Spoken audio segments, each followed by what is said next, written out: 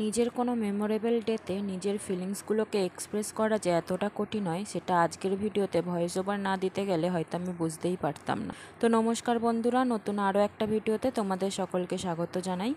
দিনটি ছিল 16ই জুন 2025। মানে আমার কাছে এটা এমন একটা দিন ছিল যেখানে আমি আমার জীবনের এক অধ্যায় শেষ করে আর এক অধ্যায় শুরু করতে চলেছি। তাই এক্সাইটমেন্ট আর নার্ভাসনেস সবটাই কিন্তু কাজ করছিল।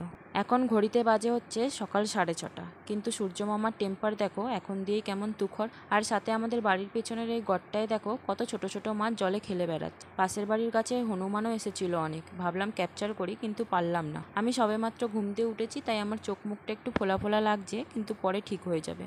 এখন আমি সবার প্রথমে যেটা করব সেটা হচ্ছে খালি পেটে আমলার জুস খাবো, তারপর স্কিন ট্রিটমেন্ট করব। আমি প্রায় 1-2 মাস ধরে কিন্তু রোজই এমন 1 গ্লাস জলে 20 ml আমলার জুস মিশিয়ে খাচ্ছি, আর তাতে কিন্তু যথেষ্ট ভালো রেজাল্টও পাচ্ছি। তোমরা অনেকেই জিজ্ঞাসা করো যে এটা পুকুর কিনা, তাই তোমাদের বলে রাখি এটা পুকুর না, এটাকে গড় বলে। হংসেশ্বরী মন্দিরের সামনে দিয়ে গোল করে খাল কাটার মতন অনেকটা এরিয়া জুড়ে এই গড়টা রয়েছে, আর যেটাতে তোমরা দেখতেই পাচ্ছ যে কত মাছ রয়েছে। এবারে আমি নিজের স্কিন কেয়ার করা শুরু করব। তাই আমি ফার্স্টেই নাকে নোজ স্ট্রিপ লাগিয়ে নিয়েছি, আর এদিকে দেখো আমার বাবাও দাড়ি গোপে কালার করা শুরু করে দিয়েছে। আর আমাদের পম্ভুতুকে দেখো, ভাবছে যেন ওদের ভিডিও হচ্ছে, তাই ওরাও ওদের বক্তব্য রাখতে শুরু করে দিয়েছে। এরপর আমি ফেসে মাখার জন্য একটা প্যাক রেডি করব, তবে সেটা হলো ত্রিফলা। তোমরা হয়তো অনেকে অনেক রকম ফেস প্যাক ইউজ করেছো, তবে আমি বলবো তোমরা কখনো পারলে এমন ত্রিফলা প্যাক বানিয়ে মেখে ইউজ করে দেখো, ইনস্ট্যান্ট গ্লো চলে আসবে। দারুণ কাজ করে এই ত্রিফলা। তোমরা চাইলে এতে কাঁচা দুধ বা দইও অ্যাড করতে পারো, তবে আমার কাছে এই মুহূর্তে তা নেই, তাই আমি সিম্পল জলের সাথে এটা ইউজ করব। আমার তো এই নোজ স্ট্রিপটা লাগাতে একটুও ভালো লাগে না, এত কষ্ট হয় ওঠানোর সময় যে ওই কারণে আমি এই নোজ স্ট্রিপগুলো ইউজই করি না। কিন্তু এই নিয়ে আমি সেকেন্ড টাইম এটা ইউজ করলাম। প্রথমবার করেছিলাম দাদার বিয়েতে, আর এখন নিজের বিয়েতে। আমার স্কিন কেয়ার করতে করতে দেখি তোমাদের জামাইও মালা নিয়ে চলে এসেছে। জিজ্ঞাসা করতে বলছে তার নাকি স্নানও কমপ্লিট হয়ে গেছে। এমনিতে তো দুপুর 2টোর আগে কখনো স্নান করে না, আর আজকে দেখো 8টার আগে নাকি স্নান কমপ্লিট। সে যাই হোক, দায়িত্ব করে সে আমাকে আমার খোপার মালা আর বরমালা দুটোই দিয়ে গেছে। আর এখানে যে বরমালাটা তোমাদের দেখালাম এটার দাম পড়েছে 400 টাকা, মানে 400 টাকা জোড়া।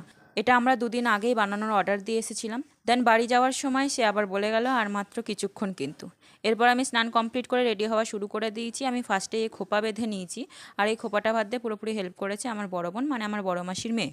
এরপর মা আমাকে শাড়িটা পরিয়ে দিয়েছে, যেটা শর্টস তোমাদের আগেই দেখিয়েছি, আর তোমরা তাতে ভর্তি ভর্তি ভালোবাসাও দিয়েছো। আমার রেজিস্ট্রি ম্যারেজ আর পাকা কথা দুটোরই শাড়ি ব্লাউজ সবটাই আমার মা সিলেক্ট করে দিয়েছে। ইভেন আমি কোন শাড়ির সাথে কীরকম সাজবো, জুয়েলারি পরবো, সবটাই বারবার মাকে জিজ্ঞাসা করে করে করছিলাম।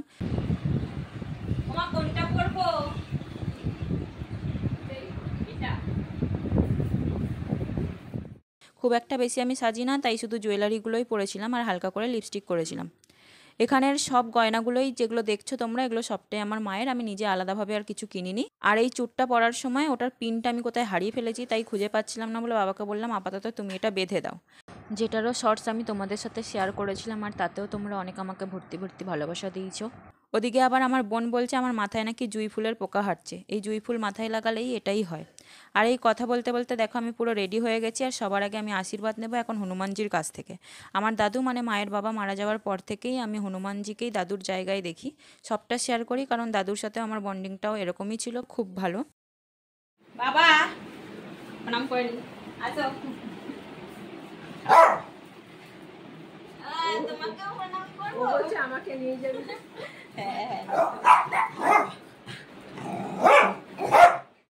এরপর একে একে আমার দাদু মানে বাবার বাবা, দেন ঠাকুমা, তারপর জেঠি কাকিদের প্রণাম সেরে চললাম দিদু বাড়ির দিকে। আর ইনি হচ্ছে আমার ছোট দিদু, মানে আমার মায়ের কাকি হয়। দেন দিদুকে প্রণাম সেরে চললাম টোটো করে।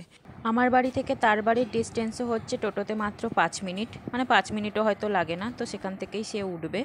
রাস্তায় যাওয়ার পথে আমার শ্বশুর বাবা আর শাশুড়ি মায়ের সাথেও দেখা হয়েছিল, আর যেহেতু আমার শাশুড়ি মাও যাচ্ছেন না, শুধু বাবাই যাচ্ছে, তাই তাদেরও এখানে প্রণাম সেরে চললাম টোটো করে।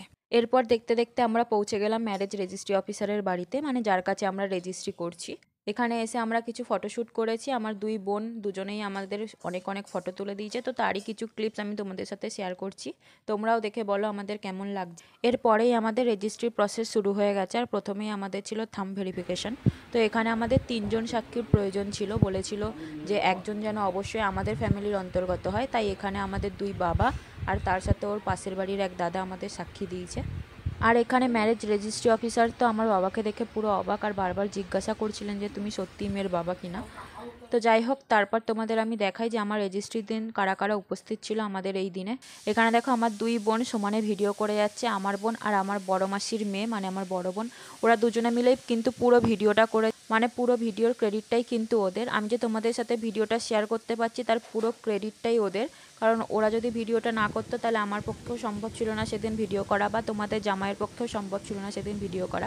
এরপর দুজনের করা সিগনেচার আর শপথ নেওয়ার মাধ্যমে কিন্তু আমরা একে অপরকে স্বামী স্ত্রী রূপে গ্রহণ করলাম।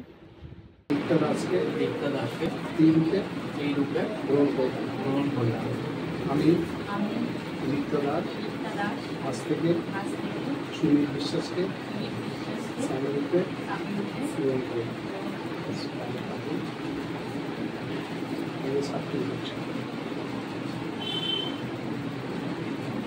এখানে আমার শপথ নেওয়ার সময় তোমরা কে কে তার রিয়াকশন নোটিস করেছিলে সেটা কিন্তু অবশ্যই জানাবে। এরপর আমরা একে অপরকে মালা পরাই, তারপর অনেক ফটোশ্যুটও করি, যেখানে এর কিছু ক্লিপস আমি তোমাদের অ্যাড করে দিচ্ছি, তোমরাও দেখে নাও। এবারে এখানে তোমাদের অনেকেরই মনে হতে পারে যে আমরা এই রেজিস্ট্রিটা প্রাইভেটে কেন করলাম। তো তোমাদের জানিয়ে রাখি যে আমরা রেজিস্ট্রি করার আগে মানে ম্যারেজ রেজিস্ট্রেশন করার আগে খোঁজ নিয়েছিলাম চুঁচুড়া কোর্টে, কারণ আমাদের এখান থেকে কাছাকাছি বলতে চুঁচুড়া কোর্টই আছে। তো সেখানে গিয়ে খোঁজ নেওয়াতে জানা যায় যে প্রায় 2 থেকে 3 বছর হয়ে গেল এখন কোর্টে নাকি কোনো রকম রেজিস্ট্রেশন হয় না, যা রেজিস্ট্রি বা রেজিস্ট্রেশন সমস্তটা এখন প্রাইভেটেই করতে হয়। এরপর বড়দের কাছ থেকে প্রণাম নিয়ে আর একে অপরকে মিষ্টিমুখ করানোর মাধ্যমে আমরা আমাদের রেজিস্ট্রি ম্যারেজ কমপ্লিট করি। এরপর এখান থেকে আমরা যাই সবার প্রথমে হংসেশ্বরী মন্দিরে মা হংসেশ্বরীকে প্রণাম করতে, কিন্তু যেহেতু মন্দিরের ভেতরে ভিডিও করা বা ফটো তোলা সম্পূর্ণ নিষেধ, তাই আমি তোমাদের বাইরেরই কিছু ক্লিপস দেখাতে পারলাম। তো এই ছিল আমাদের রেজিস্ট্রি ম্যারেজের সম্পূর্ণ ব্লগটা তোমাদের কেমন লাগলো অবশ্যই জানিও, আর তার সাথে যদি কোনো ভুল ত্রুটি হয়ে যায় তো ক্ষমা করে দিও। আর সবশেষে এই দিন আমাকে কেমন লাগছিল বা আমাদের দুজনকে একসাথে কেমন লাগছিল সেটাও জানিও। আর ভিডিওটা আপলোড করতে একটু দেরি হয়ে গেল, তার জন্য আমাকে ক্ষমা করে দিও। এরপর আমি আস্তে আস্তে আমার পাকা কথার ভিডিওগুলোও তোমাদের সাথে শেয়ার করব। তো আজকের মতন ভিডিওটা এতটাই, দেখা হবে আবার অন্য কোনো ভিডিওতে। আজকের মতন টাটা।